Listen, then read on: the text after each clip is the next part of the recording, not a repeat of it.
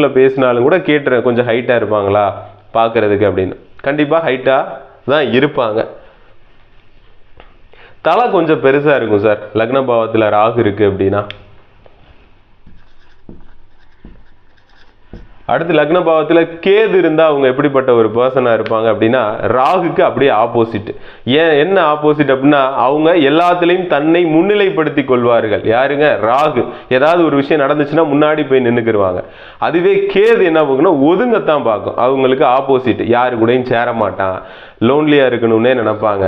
சரி, ஒரு 10 பேர் இருக்க இடத்துல எனக்கு அலர்ஜிப்பா அப்படின்ற மாதிரி சொல்கிறாங்க இல்லையா, அவங்கெல்லாம் லக்னத்தில் கேது இருக்கிறவங்க அப்படிதான் சார் இருப்பாங்க. எல்லாத்துலேயும் தன்னை முன்னிலைப்படுத்திக்காது. எனக்கு 10 விஷயம் தெரிஞ்சா கூட எனக்கு 2 விஷயம் தாண்டா தெரியும்னு சொல்லிட்டு ஒதுங்கதான் சார் பார்க்கும். ஓகேங்களா? இவர் நுண்ணிய நரம்பு மண்டலம். உட்கார்ந்து நல்லா இருந்துச்சுன்னா ஓகே சார், கெட்டு போச்சுன்னா இவர் தான் சார் எல்லாத்தையும் விட கெட்டவர். ஏன்னா நுண்ணிய நரம்பு மண்டலம்